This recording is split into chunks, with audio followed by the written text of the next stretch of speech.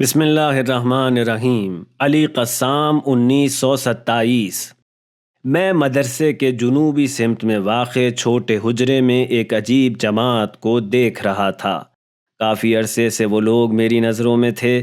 اس مجمع میں انواع و اقسام کے لوگ شامل ہوا کرتے تھے اور کبھی ایک دوسرے کے گھروں میں باری باری محفل جماتے تھے۔ مسلم مجتہد سے لے کر اس لوہار تک جو کہ دینی طالب علم بن گیا تھا، اور بجلی کا کام کرنے والا جو پہلے قبرستان کے غسال خانے میں ہوا کرتا تھا، نیز ایران، عراق اور ہندوستان وغیرہ سے آئے ہوئے جوان طلاب، جن میں سے ہر ایک کی اپنی دنیا تھی۔ اور آخر میں طباطبائی نامی 2 جوان سید طلاب بھی ہندی مدرسے کے اس حلقے میں شامل ہوئے تھے۔ ان میں زیادہ تر ایرانی تھے، لیکن مرزا ابراہیم عرب اور سید ہاشم نالبند جیسے عرب بھی ان کے درمیان دکھائی دیتے تھے۔ میں درس و بحث میں مصروف تھا اور کافی دن ہوئے مدرسے کی ذمہ داریوں سے اپنا ہاتھ اٹھا لیا تھا۔ سید ہاشم نے مدرسہ آ کر وہاں کا انتظام سنبھال لیا تھا۔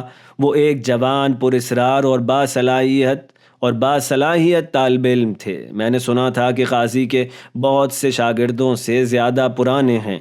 ان کی پیدائش کربلا کی تھی اور انہوں نے اپنی تعلیم کا آغاز وہیں کیا تھا۔ ایک مرتبہ انہوں نے قہوہ خانے میں اپنے استاد سے جان پہچان کا قصہ مجھ سے بیان کیا تھا، لیکن وہ کربلا چھوڑ کر نجف کیوں آ گئے تھے، اس کی وجہ اس جماعت کے دوسرے افراد کی سرگوشیوں میں نے سنی تھی، اور وہ یہ تھی۔ ایک دن سید ہاشم اپنی آہن گری کی دکان میں ذکر و توجہ میں غرق رہتے ہوئے کام کر رہے تھے۔ انہوں نے چاہا کہ بھٹی میں سے دہکتا ہوا لوہا باہر نکالیں۔ معلوم ہوا کہ اوزار نزدیک نہیں ہیں۔ اپنا ہاتھ بھٹی میں ڈالا اور اسے باہر نکال لیا۔ ان کا شاگرد جو جوان تھا یہ منظر دیکھ کر وحشت زدہ ہوا اور وہاں سے بھاگ گیا۔ اس جوان نے کربلا میں اپنے جاننے والوں اور دوستوں کے سامنے یہ واقعہ بیان کرنا شروع کر دیا۔ سید ہاشم نے اس خوف سے کہ اس بات کا جنجال نہ بن جائے اپنا سامان سمیٹا اور نجف میں قاضی کی خدمت میں پہنچے۔ قاضی جو بظاہر اس بات سے بے خبر تھے، انہوں نے بغیر کسی تمہید کے انہیں ڈانٹا ڈپٹا کہ خود سے یہ بات کیوں ظاہر کی، اس بچے کو کیا معلوم کہ ان کاموں کا مطلب کیا ہوتا ہے۔ اس کے بعد سے سید ہاشم نجف میں مقیم ہو گئے اور ہندی مدرسے کی ذمہ داریاں ان کے سپرد کر دی گئیں۔ انہوں نے اس حجرے میں رہنا شروع کیا جہاں کافی پہلے سید مہدی بحر العلوم عرصہ توحید و ولایت کے وہ بلند مرتبہ بزرگ رہا کرتے تھے۔ سید علی قاضی کبھی کبھی ان سے کہا کرتے کہ حجرہ خالی کر دیں اور خود بحر العلوم کے حجرے میں جا کر عبادت کیا کرتے تھے، مگر یہ صورتحال زیادہ عرصے جاری نہیں رہی اور سید ہاشم نے اپنی شدید مشکلات کے باعث اپنے استاد کے مشورے سے حوضہ ترک کر دیا اور کربلا معلیٰ میں واپس جا کر آہنگری کے لیے ایک دکان کرائے پر لے لی۔ مجھے سید ہاشم کے غیر معمولی ماجرے اور قاضی کے رد عمل سے بہت لطف آیا، کیونکہ اس سے میں یہ سمجھ گیا تھا کہ یہ مسائل قاضی کے لیے کوئی خاص اہمیت نہیں رکھتے ہیں، بلکہ ان کا اظہار ان کے شیوہ اور مسلک کے خلاف ہے۔ یہ ان صوفیوں اور درویشوں کے برعکس تھا جو فقہ کو دین کا چھلکا سمجھتے تھے اور اسے ترک کر کے غیر شرعی ریاضتوں کے ذریعے نفسانی قوتیں حاصل کرنے میں اپنی عمر برباد کر دیا کرتے تھے۔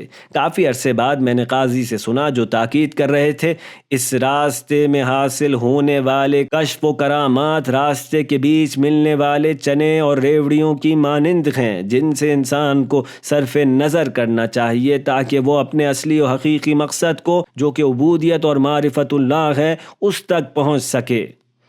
میں صاف صاف کہتا ہوں کہ شروع میں ان لوگوں سے ملنے ملانے کا مجھے کوئی شوق نہیں تھا، لیکن جب آہستہ آہستہ ان کے طلاب کے اخلاق، پاکیزگی اور علم و فضل سے آشنا ہوا تو مجھے ان کی جانب جھکاؤ پیدا ہو گیا۔ میں کنکیوں سے ان جوانوں کو دیکھا کرتا جو قاضی کے محضر میں پہنچتے اور مبہوت چہروں اور جاگ جانے والوں کے ساتھ وہاں سے باہر نکلتے تھے، لیکن میں اپنے درس و بحث میں مصروف تھا۔ میرا عقیدہ تھا کہ وہی اسلام کے لیے مفید ہے جو عالم ربانی ہو، اسی لیے میں نے ان سے نزدیک ہونے کی کوشش نہیں کی۔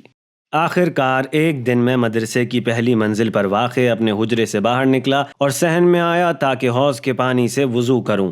طلاب ایک کے بعد ایک آ رہے تھے اور حسب معمول حوض کے پانی سے وضو کر رہے تھے۔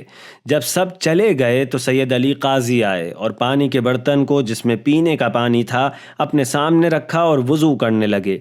میں نے بھی حوض کے پانی سے اپنا چہرہ دھویا۔ جیسے ہی میں نے اپنا ہاتھ پانی میں ڈالا میں نے دیکھا کہ وہ مجھے دیکھ رہے ہیں۔ میں نے محسوس کیا کہ وہ کچھ کہنا چاہتے ہیں۔ انہوں نے اسی حالت میں کہا، کیا آپ کے حجرے میں پینے کا پانی موجود نہیں ہے؟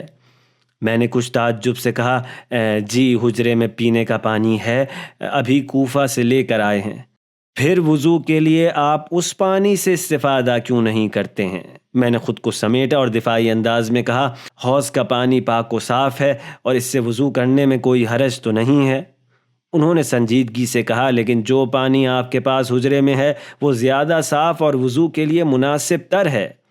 ان کی اس بات سے مجھے کچھ شرمندگی ہوئی اور میں نے محسوس کیا کہ میری کاہلی باعث بنی ہے کہ میں حوض کے پانی سے وضو کروں، کیونکہ پینے کا پانی مشکلات سے کوفے سے نجف لایا جاتا تھا، جبکہ نجف میں پانی کنویں سے نکالا ہوا اور کھارا ہوا کرتا تھا۔ اسی لیے اگر کوئی دقت سے کام لینا چاہے تو صحت و سلامتی کا خیال رکھنے کے لیے پینے کا پانی استعمال کرتا تھا، جس کے باعث ڈبوں میں موجود پانی جلد ختم ہو جاتا تھا۔ کیونکہ میں ایک جوان طالب علم تھا اور میں اپنے زوم میں تھا، ایک روب اور ایک دبدبے کا حامل بھی تھا، لہٰذا میں نے اپنا وضو جاری رکھا، پانی میں اپنا ہاتھ ڈالا اور انہیں سنانے اور بحث بدلنے کے لیے وضو کے دوران وارد ہونے والی دعائیں زور زور سے پڑھنا شروع کر دی۔ انہوں نے جلدی سے میری بات کاٹی اور کہا، یہ والی قرأت آپ کیوں پڑھ رہے ہیں؟ اس سے زیادہ دقیق قول موجود ہے۔ اور اس کے بعد انہوں نے میری قرأت کی اصلاح فرمائی۔ میں نے انہیں پھر نظر انداز کرتے ہوئے اپنا وضو مکمل کیا، اور مجھ جیسے اجدادی عرب کے مقابلے پر ایک ایرانی کے اس رویے اور اعتراض نے میرے اندر عرب و عجم کا تعصب جگا دیا تھا، اور میں نے اپنی قرأت کی توجیہ کے لیے بحث و جدال اور استدلال دینا شروع کر دیا۔ لیکن بہت کوشش کے بعد میں نے خود کو ایک ایسے عالم کے مد مقابل پایا جو بحث پر تمام پہلوؤں سے مکمل تسلط رکھتے تھے اور فصیح عربی میں بآسانی بات کیا کرتے تھے۔ ان کے اور ان کے دقیق علمی استدلال کے سامنے میرے پاس ان کی بات مان لینے کے سوا اور کوئی چارہ نہیں تھا۔ آہستہ آہستہ میں نے محسوس کیا کہ میرے اندر جو شدید غصہ شعلہ ور ہو گیا تھا، ان سے باتوں کے دوران وہ انس و محبت میں تبدیل ہو گیا، جیسے پہلے سے میرے وجود کی گہرائی میں اپنی جڑیں پھیلا چکا ہو۔ آہستہ آہستہ میری شدت و حدت اس جھکاؤ میں تبدیل ہو گئی، اور میں نے محسوس کیا کہ میں ایک ایسے شخص کے سامنے موجود ہوں جو عالم، مجتہد اور شریعت کے حوالے سے نہایت دقیق ہیں۔ میں ان سے ہم کلام ہو کر واقعی بہت محظوظ ہوا۔ وہ ملی انداز میں مسکرائے اور کہا، آغا شیخ علی، آپ کبھی ہمارے حجرے میں ہم سے ملنے کیوں نہیں آتے؟ میں نے اپنی آستینیں اتاریں اور کہا، جناب سید، آپ کا حجرہ ایرانیوں سے بھرا ہوا ہے اور وہاں زیادہ تر فارسی یا ترکی بولی جاتی ہے، میں آپ کے شاگردوں میں تنہا رہ جاؤں گا۔ انہوں نے مہربانی سے کہا، اس میں کیا حرج ہے، ہم آپ سے عربی میں بات کریں گے اور آپ ہماری عربی کی اصلاح فرمائیے گا۔ آپ بھی کوشش کیجئے کہ ہم سے فارسی میں بات کریں اور ہم آہستہ آہستہ آپ کو فارسی سکھا دیں گے۔ اچھا معاملہ تھا، ایسی جماعت سے ایک زبان سیکھنا جن کی پیشانیوں سے معنویت و علم کا نور آنکھوں کو نوازتا تھا، میری نظر میں ایک قابل قدر کام تھا۔ میں نے خوش ہو کر، جیسے میرے وجود کے پوشیدہ زاویے اس کے انتظار اور اسے قبول کرنے کے منتظر تھے، کہا، چشم آغا، میں آپ کی خدمت میں ضرور حاضری دوں گا۔ تشریف لائیے، آغا سید حسن مسقطی کے ساتھ اپنی دوستی کی بنیاد رکھیے اور ان سے آشنا ہو جائیے۔ ان کی دوستی بہت مفید اور البتہ شیریں و لذت بخش ہے۔ میں ہندی مدرسے کے جنوبی ضلع میں واقع اس چھوٹے سے حجرے کے لیے اپنے وجود میں ایک شوق رکھتا تھا جو گویا اب شکوفہ ہو رہا تھا، لہٰذا میں اس حجرے میں گیا اور وہیں سید حسن مسقطی نے اپنے اخلاق اور اس محبت اور علمی بلندی سے مجھے اپنا اور اپنے استاد کا مجذوب بنا دیا۔ یہ ملاقاتیں اور محفلیں جاری رہیں، یہاں تک کہ دست روزگار نے سید حسن مسقطی کو اس آسمانی و کم نظیر مجمع سے جدا کر دیا۔